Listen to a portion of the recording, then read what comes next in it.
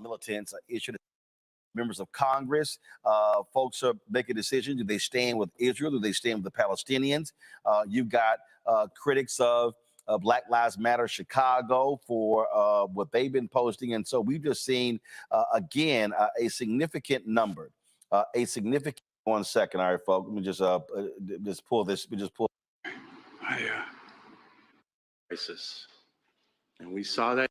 All right, where do we even begin? First of all, this started with this surprise attack by Hamas against Israel. Some 5,000 rockets were fired. So I want to do this here. A lot of people really have no understanding of anything in this region. So let's first do this here. Explain to folks the difference between Hamas and the PLO. And so when you see people talking about they stand with Palestine, it doesn't mean that they are defending Hamas. So explain to people who don't quite understand this region at all. Thank you so much for doing this segment. It's very important. And I think it's important to talk to everybody about what's happening, especially folks in our community. And that is a great starting point. You know, we can go all the way back to 1948 when the state of Israel was even founded. This is how far this goes back. It goes all the way back there. And there are different times in the 60s and the 70s where you had different skirmishes. There was a 6-day war in 1967. 1972. There are so many instances that you can point to, but nothing quite like this on this scale. So in 2006, Hamas came into power in Gaza. I want to be very clear about them having power in Gaza. There's the West Bank, and there are other parts where Palestinians are in Lebanon and Jordan. In 1948, when Israel became a state, and a lot of Palestinians were forced to go elsewhere, they migrated to many different parts. So we're talking about the Gaza Strip. So they came into power in 2006, and it's been a bit of a roller coaster since then.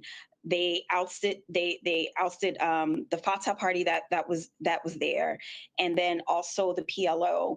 And Hamas got started with Egypt's Brotherhood, which was kind of an organization that dates.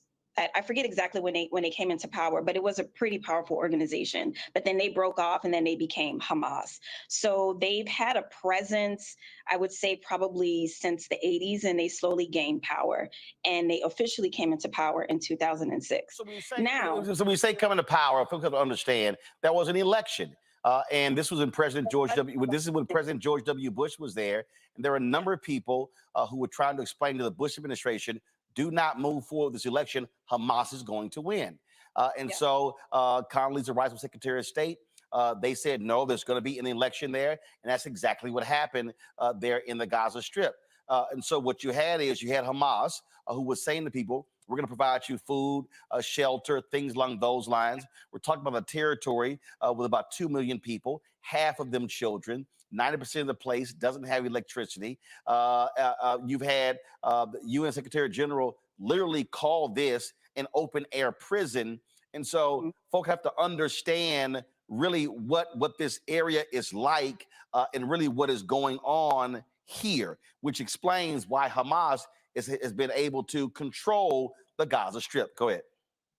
I'll give you an example. Think about the Taliban right now being in charge of Afghanistan. You can say they came to power, but they took it, essentially. So we really are talking about a terrorist organization running the Gaza Strip. But like you said, Roland, with over 2 million people in that area. So when we say they came to power, that's a nice way of saying a lot of people didn't have a lot of choice. They were looking for something different because they were suffering. And so this is very, very typical with a lot of terrorist organizations. They will promise. And in some instances, they will actually do the work. They will actually come and feed you. But they also have these ulterior motives where they want to also enact some level of Sharia law, right? And through force. So that's another part of it. So Palestinian folks have been living under pretty extreme circumstances since 2006. And you have these competing power centers among the Palestinians. You have the PLO.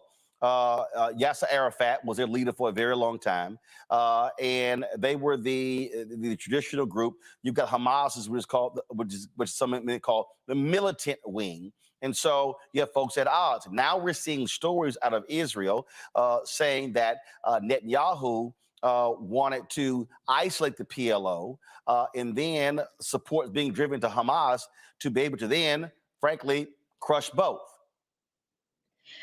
Exactly, because one of the things, and Hamas has been very clear about this, they want part of Jerusalem. They want the Palestinian state to be recognized. They want the state of Palestine, and a big piece of that is Jerusalem. So I kind of want to fast forward to 2017 when the embassy was moved to Jerusalem. Hamas was not happy with that. They were not happy with the Trump administration at all. So that's kind of like a starting point. And hold up, before you go there, you had many white conservative, white evangelical Christians here in the United States who wanted that to happen as well. And so what you have here, you have this very interesting alliance going on where you have white evangelicals who are strongly backing that and pushing that, where you had a number of folks who are Jewish who were sort of like, is this really a major deal? And so that was, again, one of those conflicting issues where you had folks on multiple sides. You're like, well, why are y'all pushing this thing so diligently? Right. And I am not a biblical scholar. Yes, I did go to divinity school, but I leave that to my colleagues who know more about that, where that really goes all the way back. That's a biblical textual argument. Right. A lot of evangelicals will stand 10 toes down on. They really will. And they see Jerusalem as being the crowning jewel, right? So when the embassy was moved to Jerusalem, you're right, there were a lot of evangelicals, not just white ones, a lot of evangelicals were very happy about that, but Hamas was not happy about that at all, because they see that as part of the legitimate state of Palestine. So that tension in 2017, we are seeing an escalation. Right. And on top of that, the Abraham Accords. So there's this process of normalizing Israel. And what I mean by that is for other states in the Middle East to recognize Israel as a sovereign state. And so the normalization process that a lot of people are talking about, there's a lot of mis and disinformation around Iran. There are a lot of conspiracy theories being drawn together. But the gist of it is that there was a critical piece of normalization that was happening with Saudi Arabia. So some of these, the way that people are weaving stories together is to say that, well, Hamas definitely is interested in destabilizing the region. I mean, you don't attack unless your goal is to destabilize, right? And so a lot of people are saying that 2017, with moving the embassy to Jerusalem, coupled with normalization, recognizing Israel as a sovereign state, are the sparks that really pushed Hamas to this extreme point. So that is a point of view. Right. Things are still unfolding. We're still finding out information. But I want to make one thing very clear. Roland, you mentioned mis and disinformation earlier. There are a lot of stories out there about Iran having direct involvement in helping this happen. We do not have evidence of that. First and foremost. Right. Hold on one second, because the reason I want to really hit that point. First of all, I'm going to go to a break. We come back, I want to deal with that. Because when President Biden spoke yesterday, he was attacked by a lot of right-wing folks. He didn't mention Iran. They were behind this. These are the same people who were yelling Iraq had weapons of mass destruction. We've also seen these reports saying that Hamas has beheaded 40 some odd children, but then we're hearing from official folks in Israel that cannot be confirmed. So it's a whole lot of stuff that's being thrown out. It has not helped because Elon Musk, they're not his ex, also Twitter, they're not even stopping a lot of the stuff. So really, people right now are saying a lot of things are happening that are actually not. So I want to pick up when we come back on that. Just want to walk people through. And I want to talk about, again, and I want you to give people an understanding why the United States has historically stood so steadfast with Israel. And then we're going to also get into why do you have this relationship, this alliance, if you will, between a lot of African Americans and the Palestinians. And so people need to understand there's a whole lot of things here at play: geopolitics, American politics, yes, oppression, racism, you name it. All these things are happening. And right now, so many people are now being sort of pushed into a corner where people are saying, all right, who are you with? It's either Israel or the Palestinians. You can't be for both. And you've got celebrities who are getting in trouble. You got people, universities. It's all members of Congress. It's all sorts of drama that's being laid out. So we just want to unpack some people so our folks, have the accurate, proper information. Well, it's good to be back in Charleston, but I want to just first of all say a few words about what's happening in Israel right now. And needless to say, I'm completely outraged by what has taken place. We are looking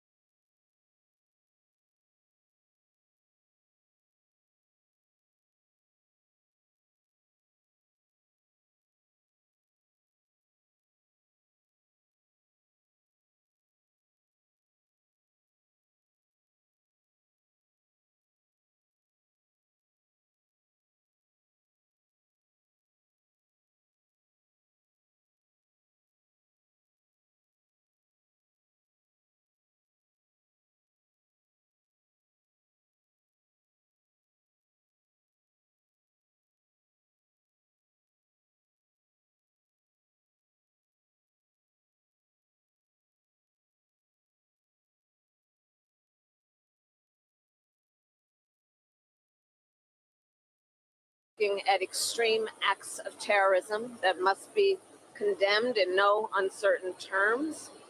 There is absolutely no justification for terrorism. The president and I take very seriously our commitment to Israel and to the people of Israel, to support them, and in particular to give Israel what it needs to defend itself. One of our highest priorities, of course, is the safety and well-being of American citizens, and that will continue to be among our highest priorities.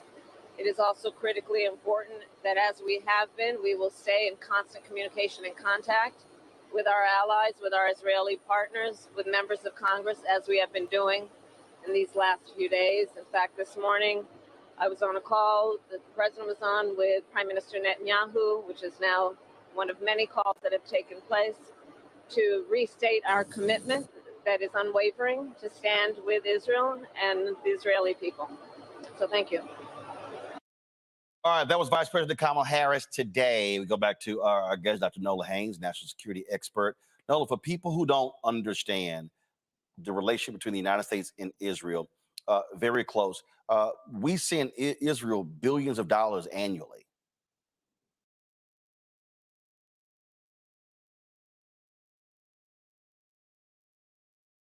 That is unwavering to stand with Israel and the Israeli people. So thank you. All right, that was Vice President Kamala Harris today. We go back to our guest, Dr. Nola Haynes, national security expert. Nola, for people who don't understand the relationship between the United States and Israel, Very close. We send Israel billions of dollars annually. Yeah. This relationship goes all the way back to 1948. We were the first country to recognize Israel as a state. They are our security partner and ally.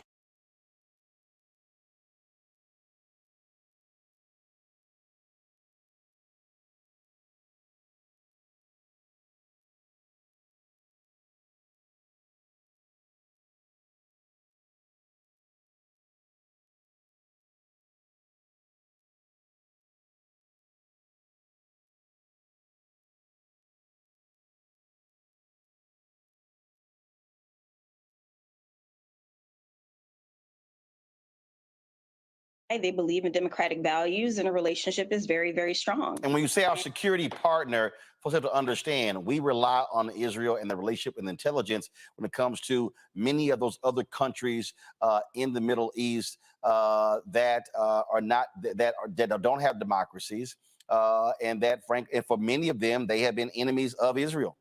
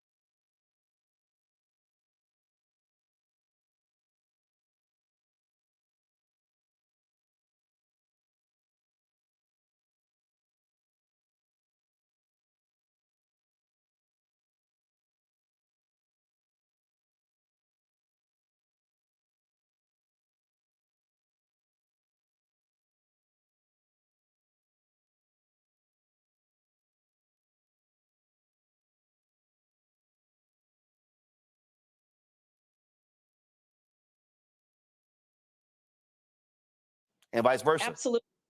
Yeah, absolutely. And a part of it, a large part of it is a new-ish state. And what I mean by that is the Middle East is very, very old. History means a great deal in the Middle East. There's this saying that the Middle East never forgets, that it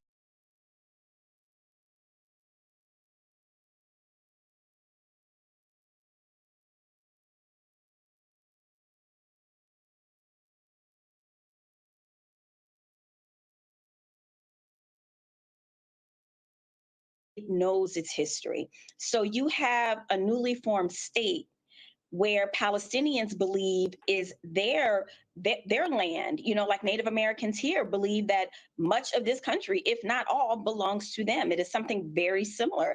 So you have this new state forming, and then you have the United States that is coming off of winning World War II.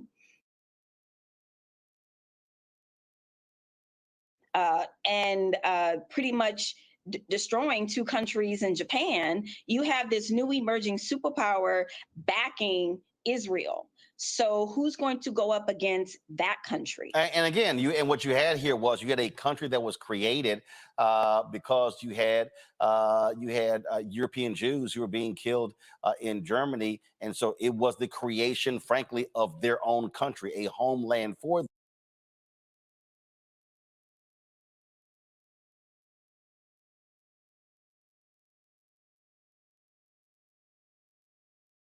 them. And then you have Palestinians who are saying, wait a minute, you're taking our homeland, our land, to create a land for them. And then again, you had Jewish, Muslim. Now all of a sudden, you've got the back and forth, and that literally has been the battle.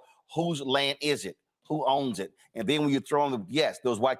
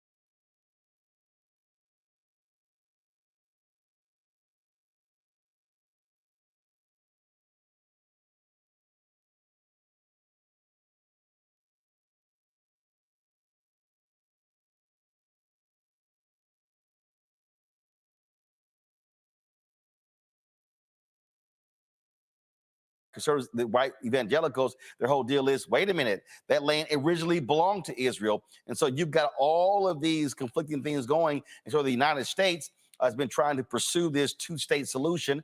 President Jimmy Carter, every American president has been trying to actually negotiate that for the longest. And some say we came very close at times, but the reality is you still have two folks who are at odds over the same territory. Exactly.